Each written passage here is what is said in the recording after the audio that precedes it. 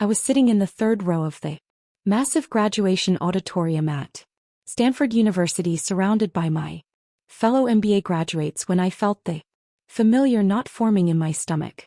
My family had arrived 20 minutes late, as usual, shuffling loudly into the row behind me just as the commencement ceremony was beginning. I could smell the alcohol on my father's breath even from my seat in front of him. "It is taking forever," Dad muttered to my mother, not bothering to lower his voice. Despite the formal nature of the ceremony, I could be watching the game right now. I tried to focus on the keynote speaker, a renowned tech entrepreneur who was discussing innovation and leadership. But Dad's commentary continued throughout the presentation. He criticized everything from the speaker's suit to the length of his speech, making it clear to everyone with an earshot that he'd rather be anywhere else. When my name was finally called, Madison Hayes, Master of Business Administration, summa cum laude, I walked across the stage with pride, knowing I'd earned this moment through 4 years of relentless work while building my tech startup. As I accepted my diploma and shook hands with the dean, I caught sight of my family in the audience. Mom was taking pictures with her phone, but Dad was checking his watch and looking visibly bored. The ceremony concluded. I made my way back to my family, diploma in hand, feeling a mixture of accomplishment and disappointment. This was supposed to be one of the proudest moments of my life, but I could already sense Dad's impending critique of the entire experience. "Well, that was a waste of 3 hours," Dad announced as I approached. "All that fancy talk about changing the world. You know what changes the world? Hard work and common sense. Not sitting in classrooms talking about theories." "Dad, I just graduated summa cum laude from one of the top business schools in the country," I said, trying to keep the hurt out of my voice. "Yeah, and what's that going to get you?" "Fancy piece of paper and a pile of student debt." He leaned closer to me, his voice dropping to what he thought was a whisper, but was actually loud enough for people around us to hear clearly. "Madison, let's be realistic here. You'll never amount to anything. All this education nonsense is just delaying the inevitable." Felt my face flush with embarrassment and anger. This was exactly the kind of undermining comment I'd been hearing from Dad my entire life. When I'd gotten into Stanford, he'd said I was putting on airs. When I'd started my company during my second year, he'd called it playing with computers. Nothing I achieved was ever good enough, successful enough, or practical enough for his approval. What Dad didn't know was that during my 4 years at Stanford, I hadn't just been earning my MBA. I'd been building Codecraft Solutions, a software development company that specialized in creating custom enterprise solutions for Fortune 500 companies. What had started as a small project in my dorm room had grown into a multi-million-dollar business with 43 employees and offices in San Francisco, Austin, and Seattle. "Excuse me," a distinguished voice said from behind us. "Are you talking about Miss Hayes?" We all turned to see Dr. Richard Sterling, the president of Stanford University, approaching our group with a warm smile. He was flanked by 2 other university officials and what appeared to be a reporter from the Stanford Alumni magazine. "Yes, Dad," said, suddenly straightening up and putting on his best talking to important people voice. "This is my daughter, Madison. We're very proud of her." "As you should be," Dr. Sterling replied. "Miss Hayes, I was hoping to catch you before you left. I wanted to personally thank you for your extraordinary generosity to our university." Felt my stomach drop. Dr. Sterling was about to reveal something I'd specifically asked to keep confidential until after graduation. "What generosity?" Dad asked, looking confused. "Sir, your daughter has just made the largest single donation by an alum nest in Stanford's history. $50 million for our new engineering building." The color drained from Dad's face completely. Mom's phone slipped from her hands and clattered to the floor. My brother Kevin, who'd been half listening while scrolling through social media, suddenly looked up with his mouth hanging open. $50 million. That. Repeated, his voice barely audible. $50 million, Dr. Sterling confirmed. Enthusiastically. The Madison Hayes Center for Innovation will be breaking ground this fall. It will house our most advanced computer science and engineering programs, providing state-of-the-art facilities for the next generation of tech leaders. I could see Dad's mind racing trying to process this information. According to his understanding of my life, I was a recent graduate with student loans and no significant income. The idea that I had $50 million to donate to anything was completely incomprehensible to him. But how? Mom started to ask, then stopped herself. Dr. Sterling smiled proudly. Your daughter is the founder and CEO of Codecraft Solutions. I assume you know about her remarkable success in the tech industry. The silence from my family was deafening. Kevin was staring at me like I'd grown a second head. Mom looked like she was about to faint. Dad appeared to be having some kind of mental breakdown, opening and closing his mouth without any words coming out. Actually, I said quietly, they don't know about my company. Dr. Sterling's expression shifted to surprise, then understanding. Oh, I see. Well, perhaps this is a conversation for later. Miss Hayes, would you like to schedule a time this week to discuss the building plans and the naming ceremony? That would be perfect, Dr. Sterling. Thank you. The university president and his team moved on to greet other graduates. My family stood in stunned silence for what felt like an eternity. Finally, Dad found his voice. Madison, what the hell is going on here? Dad, maybe we should go somewhere private to talk about this. No, we're talking about it right here. How do you have $50 million to give? I took a deep breath, realizing there was no way to ease into this conversation. I own a software company. We develop enterprise solutions for major corporations.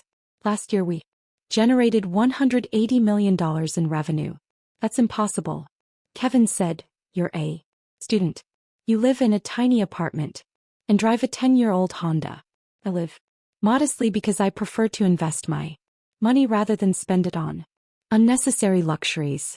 And yes, I've been a student, but I've also been running a company for the past 4 years. What kind of company? Mom asked, her voice shaky. We create custom software solutions for Fortune 500 companies, inventory management systems, customer relationship platforms, data analytics tools. Big corporations pay us millions of dollars to solve their technical problems. Dad was shaking his head repeatedly. This doesn't make sense. You had that kind of money, why didn't you tell us? Because of exactly what you said 10 minutes ago, Dad. Because you told me I'd never amount to anything. Because every time I've tried to share good news with this family, you found a way to minimize it or criticize it. But $50 million is what I decided to donate to Stanford because this university gave me the education and connections that made my success possible. It's an investment in the future of technology and innovation. How much money do you actually have? Kevin asked bluntly. Looked around at the other families celebrating nearby, realizing this was probably not the ideal place for this conversation. Kevin, I'm worth approximately $340 million. Mom sat down heavily on the nearest bench. Dad continued staring at me like I was a stranger. Kevin pulled out his phone and started typing frantically, probably Googling my company. Holy, Kevin said, looking at his screen. Codecraft Solutions is listed as one of the fastest growing tech companies in California. Madison Hayes, CEO and founder. Net worth estimated between $300 to $400 million. Language, Kevin said automatically, even though she was clearly in shock. Mom, Madison is worth more money than we'll see in 10 lifetimes, and she's been hiding it from us for years. I wasn't hiding it, I said defensively. I was protecting it. There's a difference. Protecting it from what? Dad demanded. From this. From you. Making it about money instead of family. From you suddenly treating me differently because of my bank account. instead of who I am as a person. Madison, this changes everything. Said softly. No, it doesn't. I'm the same person I was an hour ago. The only thing that's changed is what you know about my financial situation. Why didn't you trust us with this information? And for the first time since the revelation, he sounded hurt rather than angry. I sat down on the bench next to Mom, suddenly feeling exhausted by the emotional weight of this conversation. Dad, 3 months ago when I mentioned that I was thinking about buying a house, you told me I was being unrealistic and that I should focus on finding a husband to support me instead of chasing impossible dreams. I was trying to be practical. 6 months ago when I said I was considering starting a nonprofit foundation, you said I should worry about taking care of myself before trying to save the world. Madison, I didn't know exactly. Didn't know because you never asked about my work. You never showed interest in what I was building. Every conversation we've had for the past 4 years has been you telling me what I can't do, what I'll never achieve, what I need to be more realistic about. That was quiet for a long moment, staring at his hands.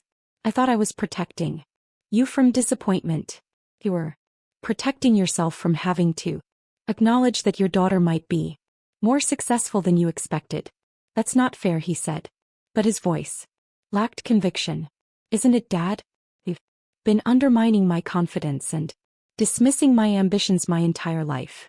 Did you really think I was going to share my biggest successes with someone who consistently told me I was aiming too high? Mom reached over and took my hand. Madison, we had no idea you felt that way because you never asked how I felt. You just assumed that my goals were unrealistic and my plans were naive. So what happens now? Kevin asked. Are you going to keep pretending to be broke? I'm not pretending to be anything. I live according to my values, not my bank account. I drive a reliable car because I don't need a status symbol. I live in a modest apartment because I'd rather invest in my business and charitable causes than inexpensive real estate. But Madison, Mom said you could have anything you want. I do have everything I want.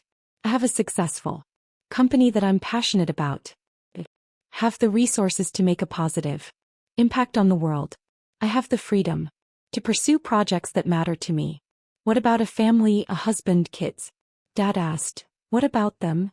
Well, with your success, you could attract a really good husband now. I stared at him in disbelief. Dad, do you hear yourself? You're suggesting that my value as a potential wife has increased because I have money.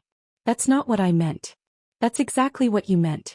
And it's exactly why I didn't tell you about my success.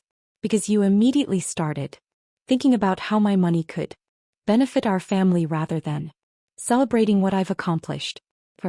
Sterling approached our group again, this time with a small camera crew from the local news station. Miss Hayes, sorry to interrupt, but Channel 7 would like to do a brief interview about your donation and your company's success. Would you be available for a few minutes? I looked at my family, all of whom were staring at me with expressions ranging from pride to confusion to something that might have been all. Of course, Dr. Sterling. The next 20 minutes were surreal. I found myself being interviewed on live television about my company's growth, my plans for the future, and my commitment to supporting education and innovation. The reporter asked thoughtful questions about the challenges of building a tech company while completing graduate school, and I found myself enjoying the opportunity to talk about the work I was truly passionate about. Throughout the interview, I could see my family standing in the background, watching and listening as I discussed projects and achievements they'd never heard of. Talked about our latest contract with Apple to develop a new inventory management system. I mentioned our partnership with Microsoft on a machine learning project. I explained our company's commitment to hiring diverse talent and supporting underrepresented groups in technology. When the interview concluded, I rejoined my family, who were all looking at me with expressions I'd never seen before. Madison, Dad said slowly, I owe you an apology. For what? Specifically? For everything. For not believing in you for not supporting your dreams, for telling you that you'd never amount to anything when you've clearly accomplished more than I ever imagined possible. Dad, I didn't build this company to prove you wrong. I know. That's what makes it even more impressive. You did this for yourself. Despite my discouragement, I did it because I love technology and I love solving problems. The financial success was a bonus, not the goal. Mom was crying quietly. Madison, I'm so proud of you and I'm so sorry we made you feel like you couldn't share this with us. I wanted to share it with you. I wanted you to be excited about my work and proud of what I was building, but every time I tried to talk about my goals, I got shut down. We'll do better, Kevin said. I want to hear about everything. Your company, your projects, your plans for the future. I'd like that. Dad stood up and for the first time in years gave me a genuine hug. Madison, I was wrong about everything. You've accomplished something extraordinary and I'm sorry I wasn't supportive when you needed me to be. Dad, I forgive you, but I need you to understand that this is who I've always been. Ambitious, driven, capable. The money is new, but my character isn't. I see that now and I promise to do better. Good, because I'd like you to be involved in my life, the real version of my life, not the version you thought you knew. Over the following months, my relationship with my family changed dramatically. Dad started asking detailed questions about my work and even began offering suggestions based on his decades of experience in manufacturing. Mom became one of my biggest cheerleaders, sharing news of my company's achievements with her friends and colleagues. Kevin decided to switch his major to computer science and asked if he could intern at Codecraft Solutions during the summer. The Madison Hayes Center for Innovation at Stanford opened 18 months later and my entire family attended the ribbon-cutting ceremony. Dad gave a speech about how proud he was of his daughter's achievements and how sorry he was for not recognizing her potential sooner. I spent years telling Madison she needed to be more realistic about her goals. He told the assembled crowd.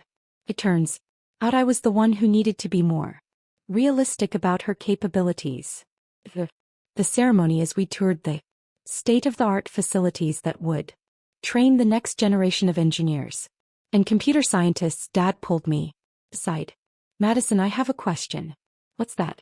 That day at graduation when Dr. Sterling first mentioned your donation, did you know this was going to happen?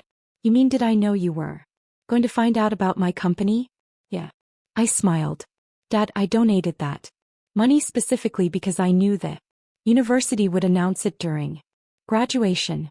I wanted you to find out in a way that would make it impossible for you to dismiss or minimize. You planned the whole thing. I planned for you to finally understand who I really am and what I'm capable of achieving. That's brilliant and a little bit sneaky. Learned from the best. You always said I was too clever for my own good. I was wrong about that too. You're exactly as clever as you need to be. As we walked through the building that bore my name, surrounded by students working on projects that would shape the future of technology, I realized that the best gift I'd given myself wasn't the financial success or even the recognition. It was the courage to stop hiding my achievements and start demanding the respect I'd earned. The Hay family had finally learned that sometimes the person you underestimate most is the one who will surprise you.